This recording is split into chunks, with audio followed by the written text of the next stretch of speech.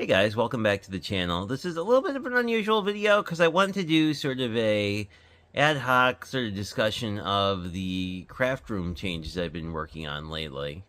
And I'm not really a big person for organization, but I really wanted to sort of go and make things a lot easier, especially because it had become kind of difficult to find things. I didn't actually take any before pictures, but basically the large plastic bins you'll see were just sort of full of random stuff, and that made it really hard to find things over time. So the first thing we're going to look at is sort of my desk. It's quite unique in that it was reclaimed from an old farmhouse door, essentially. So compared to like your normal desk, it's much longer. It's both much longer and wider than what you'd probably expect. So it's a really good height for me sitting down. So that's one of the things I like the best about it. It's covered with craft mats, obviously, to kind of protect it. And it's got enough room where I can have my computer at one end, and then as we progress here to the right, you'll see that's where I have all my Copics and organized, essentially. And that was so that, at least originally, they were kind of in Roy G. Biv color family order. So they were mostly set up so that I could easily find blending combinations.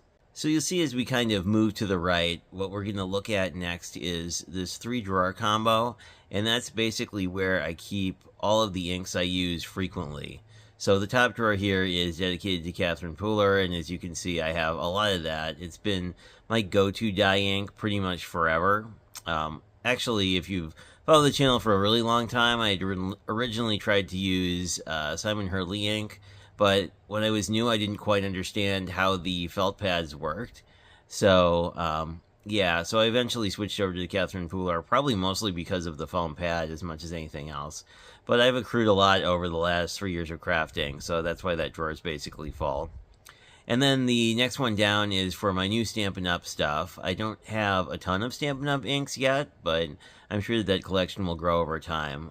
If you're familiar with the brand, basically there are 50 inks in the line. There are 4 primary color families: the brights, the subtles, the royals, and the neutrals. And they each have 10 colors in them. And then there are 2 in-color families of 5 inks each that sort of swap in. They swap in a new one every year, and they exist for 2 years. So with those, potentially that would grow to have to house 50 inks. And then the drawer under that is where I keep my tri-blends. I really enjoy coloring with them. If you sort of watch Crafty Al's videos, I kind of feel the same way in that, like, tri-blends are just easy. They're a blending combo. You don't really have to think about it. So you just kind of pick sort of the green you want and the flesh tone you want and, you know, the hair color you want, and you just pretty much are good to go. So as we go back to the main desk and then sort of progress to the left here, we're going to move past my computer, and then we're basically going to look at the craft drawers that are primarily where my storage exists. As we spin around here, you're going to see that they're all labeled, which is kind of a new thing. I really wanted, when I did this redo, to make sure that everything had a home, and also that it was easy to clean things up. So if you're really diligent, you'll notice that there's a work in progress drawer here. As we progress through other areas, there are other work in progress areas as well, just so that that stuff has a place to go. Historically, the problem was the place it went was either in my scrap bucket, or it would just accrue on my desk, which caused a lot of problems in terms of finding stuff over time. This is also where I keep the stamps I use most frequently, as well as my 6x6 paper, and pretty much all the tools that I need right at my desk. The other thing that's new is the clear bin up there has been cleaned out almost entirely, and that's currently housing the current Stampin' Up! Stamps that I'm working with.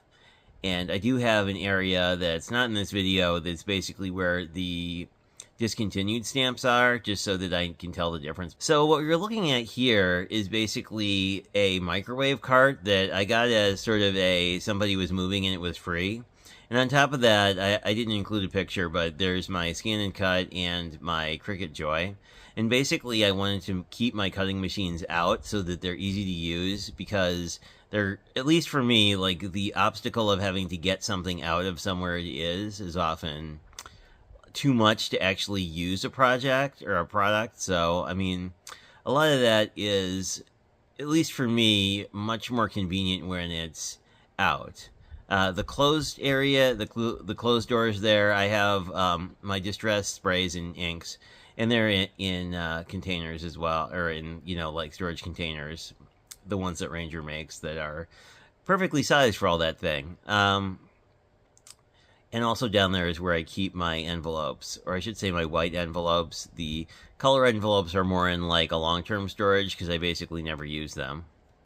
So as we pan a little bit more to the left here, we're going to see my new 12 by 12 storage area. And that's really designed so that the 12 by 12 paper isn't just in a bucket somewhere, because that was posing a problem as well, where, like, essentially you'd have a bin with all your 12 by 12, but then you'd run out of space, and then basically you'd potentially wind up just sort of leaving things places where you didn't go. So I wanted to make sure all the 12 by 12 paper had a home. This is an Iris cart that was on super duper sale at Walmart, and basically they'll hold 6 of those standard 12 by 12 containers. So moving on here, we have a new feature of the craft room. This is a table with some storage that I picked up on Michael's, again on sale because I like sales.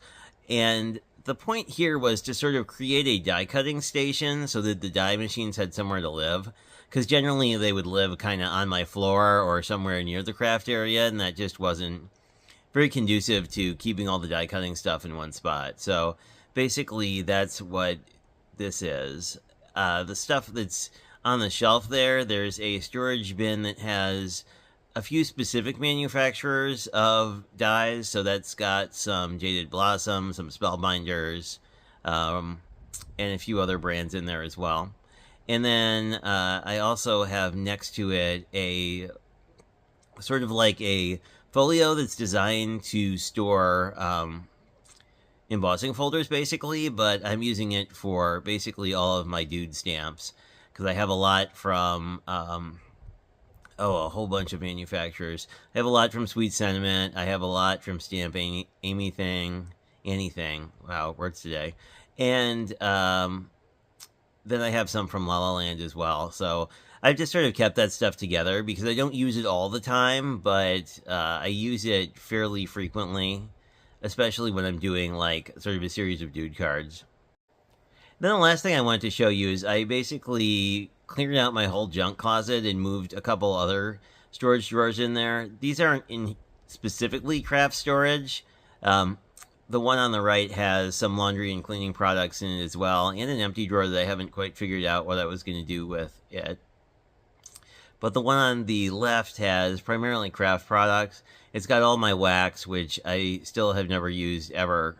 So that's either something I should use this year or probably destash. Ditto for toner foil. The drawer in the middle has all of my mixed media supplies that I don't use frequently. I use the sprays almost all the time, so that's why they're in the microwave cart as opposed to in more long-term storage. And then the top drawer there I'm just using for finished cards. There's also a box inside the fabric storage cube that has some finished cards, and that's, as you can see, also where my colored envelopes are. And then I think the best feature here is there's an empty plastic bin that's going to be for destash stuff. So as new stuff comes into my craft room, I'll have a place to put it to basically phase out the old stuff so that we won't get into a situation of having to rebuild everything.